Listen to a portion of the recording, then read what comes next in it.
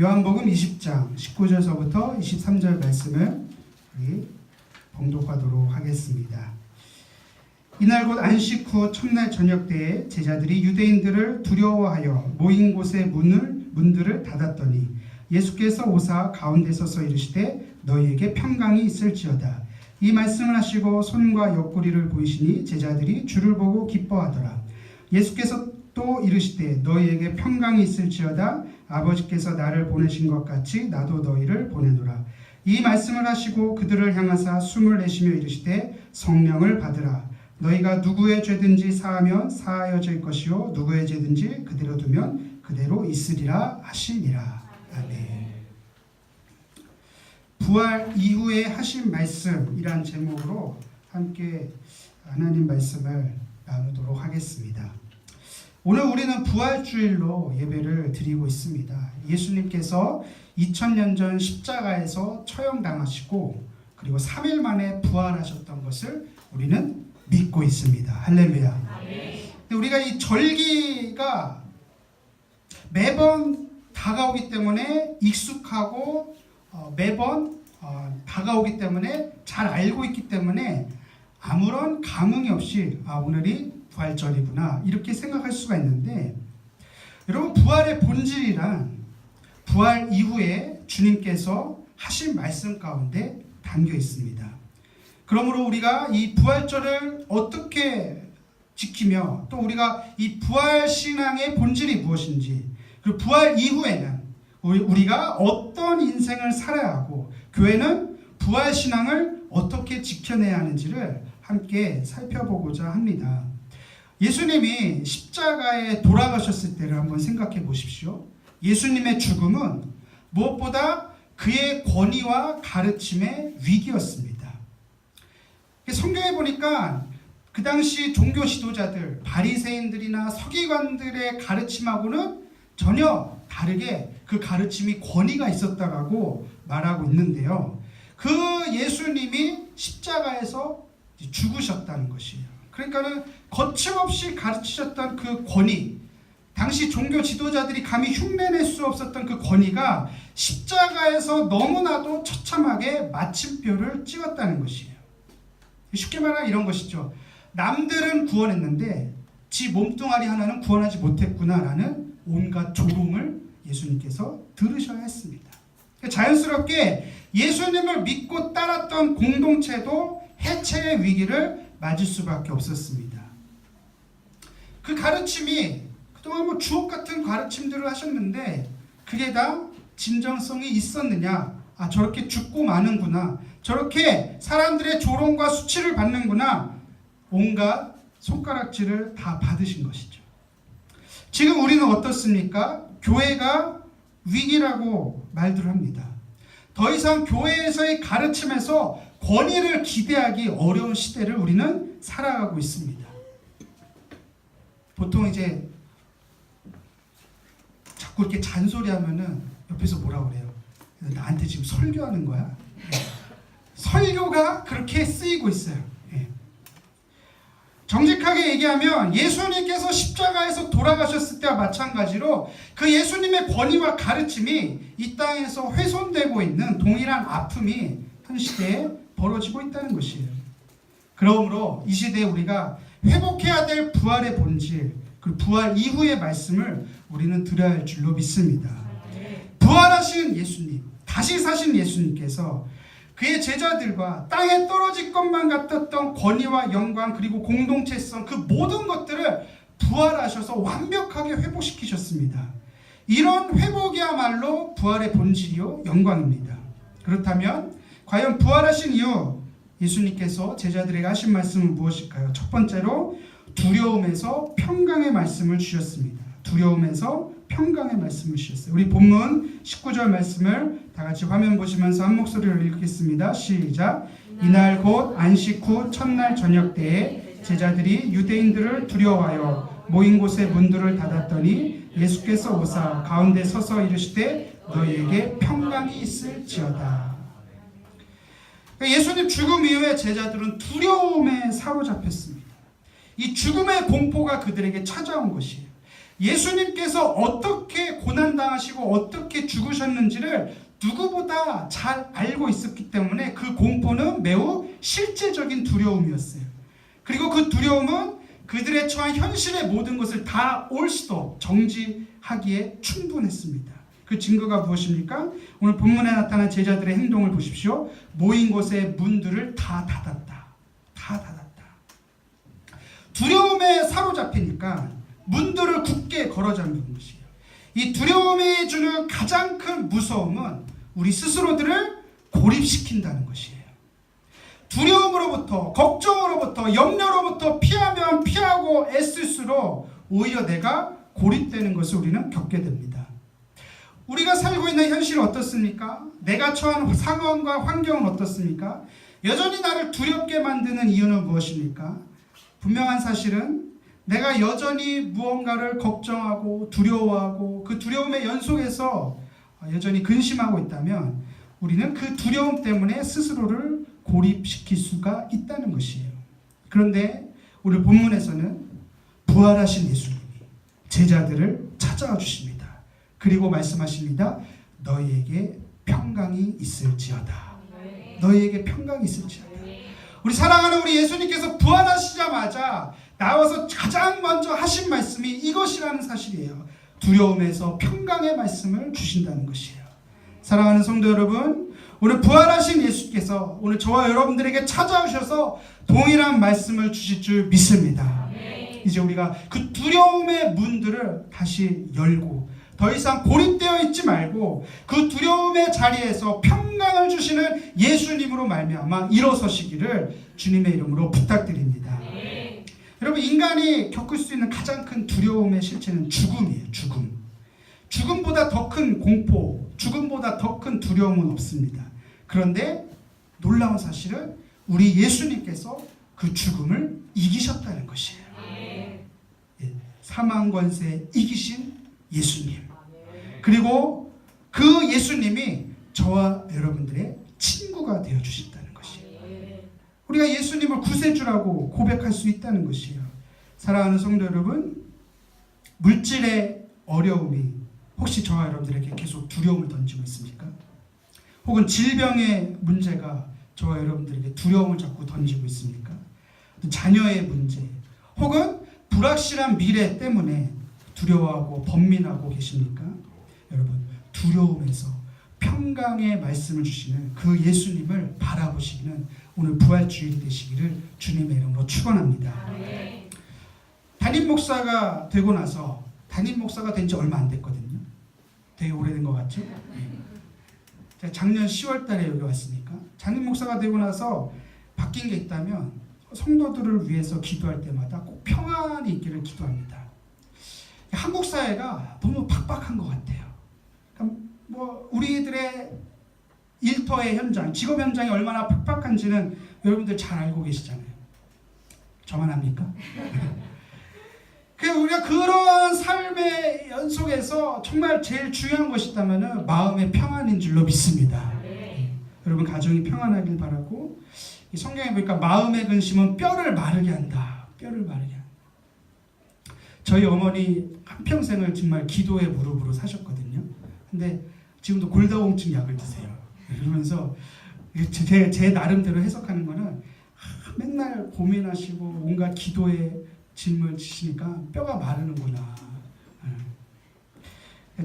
저도 이제 보는 거죠. 이제 성도들의 얼굴을 유심히 바라봅니다. 마음에 평안이 있는지 없는지.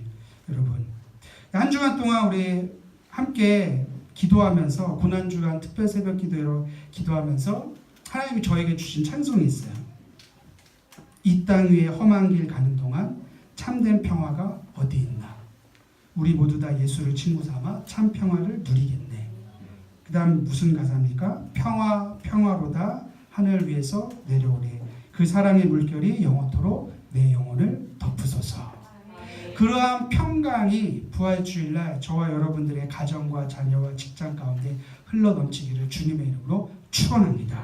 할렐루야. 그 어떤 두려움도 사망 권세 이기신 예수님보다 강할 수가 없습니다. 여러분들의 평생에 너희에게 평강이 있을지어다. 이 말씀이 우리 현장 가운데, 우리 평생 가운데, 우리 일생 가운데 지켜주시기를 주님의 이름으로 축원합니다.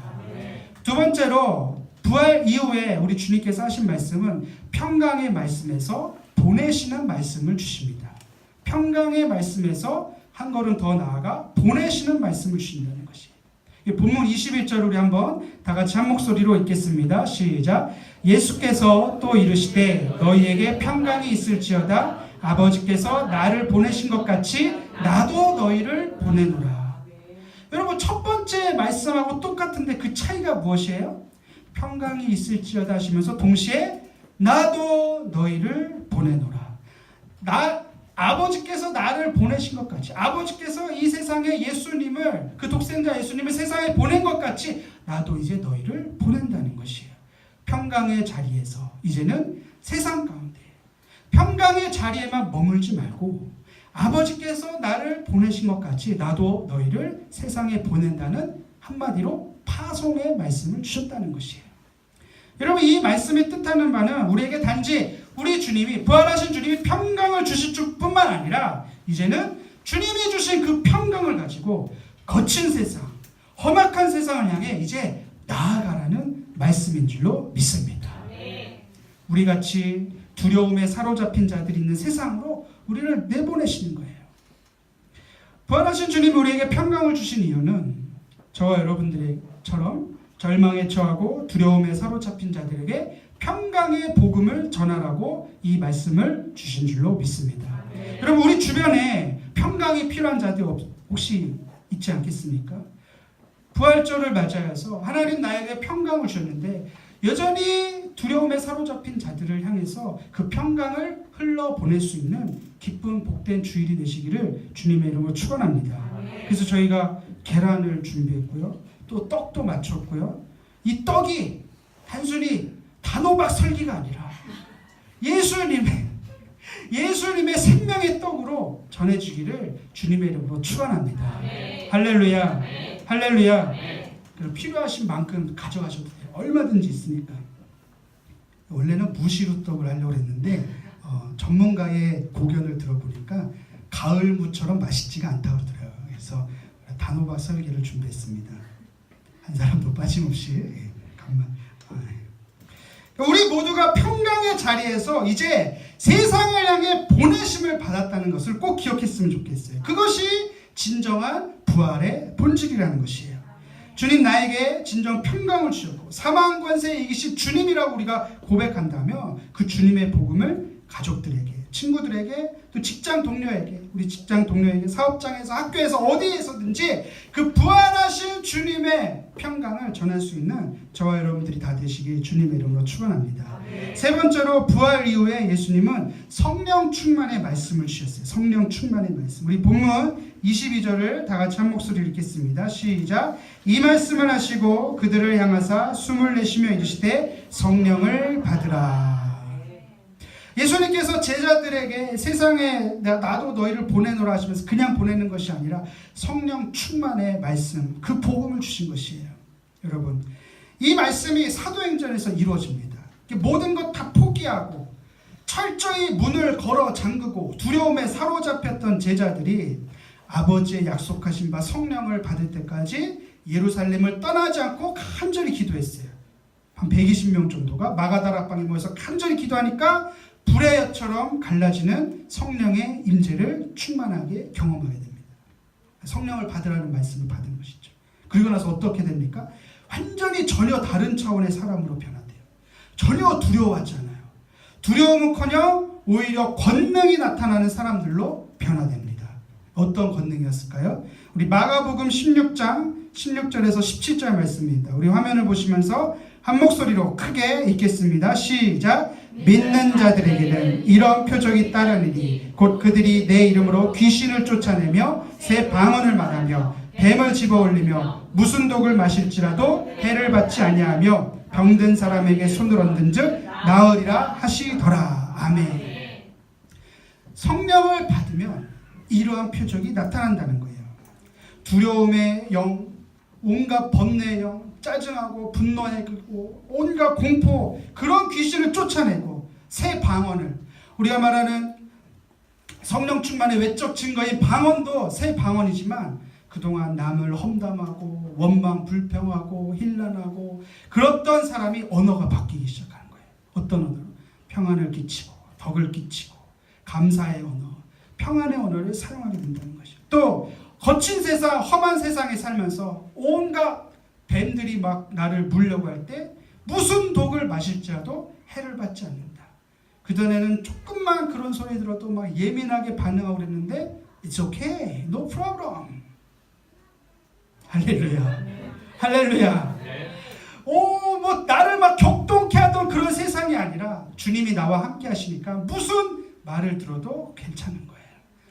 그 누구도 흔들 수 없는 부활신앙이 있는 것이에요. 이 말씀 그대로 이루어질 줄로 믿습니다. 저 여러분들은 성령의 권능을 받아서 주님의 군사가 되어서 이 거친 세상을 향해서 담대히 나아가는 저와 여러분들이 다 되시길 주님의 이름으로 축원합니다. 마지막으로 부활 이후에 하실 말씀은 용서의 말씀을 하시죠. 용서의 말씀. 용서의 말씀. 우리 본문 23절을 다 같이 한 목소리로 읽겠습니다. 시작. 너희가 누구의 죄든지 사하면 사하여질 것이요 누구의 죄든지 그대로 두면 그대로 있으리라 하시니라. 아멘. 주님이 부활하시고 나서 너희에게 평강이 있을지어다 너희에게 평강이 있을지어다 나도 너희를 세상에 보내노라. 그리고 숨을 내쉬며 말씀하시며 성령을 받으라. 그리고 마지막에 하신 말씀이 바로 이 말씀이에요. 용서의 말씀이에요. 용서. 여러분 용서야말로 부활의 메시지의 완성인 줄로 믿습니다. 하나님께서 죄인된 우리를 값없이 용서해 준 것처럼 우리도 용서의 삶을 살아야 돼요. 그게 부활의 본질이라는 것이에요. 아무리 세상을 향해서 복음을 전하고 성령의 권능을 받았더라도 용서하며 살아야 함을 잊지 마시길 주님의 이름으로 축원합니다. 여러분 세상이 얼마나 교회를 향한 기대치가 많습니까? 동시에 그 기대치가 많기 때문에 세상을 향해서 교회를 향해서 여러 가지 비난을 하는 것이에요. 우리는 그럴지언정 너희는 달라야 될 것이 아니냐. 마치 요나가 거친 풍랑 가운데서 잠자고 있으니까 선원들이 깨우잖아요. 따라서 합시다. 용서하며 살겠습니다. 우리 옆 사람하고 용서하며 살겠습니다. 여러분 세상의 논리와 세상의 싸움은 반대편을 때려 눕혀야 이기는 것입니다. 그러나 예수 믿는 사람들의 삶의 라이프 스타일, 삶의 방식은 용서하면서 이기는 것이에요. 용서야말로 최선의 복수입니다. 예수님께서 기도를 가르치실 때 용서를 가르치셨어요. 우리가 우리에게 죄진 자를 사하여 준 것 같이 우리 죄를 사하여 주셨고. 여러분 진짜 성령 충만한 사람은 용서하는 것이에요. 오늘 이 말씀 성령을 받으라 말씀하시면서 용서를 말씀하시잖아요. 내가 성령 충만한지 안 한지 알 수 있는 기준이 있어요. 용서합니까? 용서할 수 있어요? 성령이 충만한 거예요. 근데 용서가 안 돼요? 대단히 육에 속한 사람이에요. 용서가 쉽습니까? 어렵습니까? 다들 표정 관리하고 계신데 네. 쉬운 것 같으나 어렵고 어려운 것 같으나 쉬운 게 용서죠. 왜요? 용서는 내가 할 때는 어렵습니다. 그러나 성령이 임하시면 용서가 될 줄로 믿습니다. 오늘 본문에서도 예수님께서 제자들에게 성령을 받으라. 성령 받은 뒤에 용서의 말씀을 전한 것이에요. 따라서 합시다. 용서할 때 응답이 온다. 다시 한번 용서할 때 기적이 임한다. 여러분 남아프리카 공화국의 넬슨 만델라를 아십니까? 27년 동안 감옥에 있었어요. 흑인 인권 운동을 하다가 1.5평의 독방에 살면서 무려 27년 동안 모진 고문과 노역에 시달렸지만 출소하신 뒤에 대통령이 되셔서 퇴임 때까지 진실과 화해위원회를 설립하셔서 백인들의 그 모든 잘못 그것을 다 용서하고 화해하고 그리고 기득권을 잃게 된 백인들도 그 모습을 보자 그를 지도자로 받아들였던 것. 우리가 역사적 사실을 통해서 잘 알고 있습니다. 우리가 회복해야 될 부활의 메시지가 바로 여기에 있다라고 생각합니다. 부활하신 이후 예수님의 말씀을 잘 정리해 보십시오. 두려움에서 평강의 말씀으로, 그리고 평강에서 이제는 보내시는 말씀으로, 그리고 보내실 때 성령 충만과 용서의 메시지를 우리에게 주셨다는 것이에요. 오늘 부활절을 맞아 우리 예수님의 이 네 가지 말씀을 기억하시면서 부활의 본질과 부활 이후에 우리가 앞으로 어떤 인생을 살아야 할지, 또 교회가 어떤 교회로 세상에 기억해야 될지 주님의 말씀을 함께 살펴보았습니다. 사랑하는 우리 성도 여러분, 우리 주변의 이웃들에게 더 이상 두려움에 사로잡힌 자가 아니라 부활하신 주님의 평강을 전하는 자로 저와 여러분들을 보내시고 계신다는 사실을 믿으시면 아멘 하실까요? 네. 아멘? 네. 아멘? 네. 그곳이 어디든지라도 상관없습니다. 여러분들이 이미 속해 있는 곳이 선교지입니다. 그곳에서 성령 충만의 부활의 증인으로 평강의 복음을 전하되 용서와 화해의 메시지를 전할 수 있는 저와 여러분들이 다 되시길 주님의 이름으로 축원합니다. 네. 축원합니다. 저를 따라서 한 번만 해주실까요? 너희에게 평강이 있을지어다. 너희에게 평강이 있을지어다. 너희에게 평강이 있을지어다. 너희에게 평강이 있을지어다. 성령을 받으라. 성령을 받으라. 기도하겠습니다.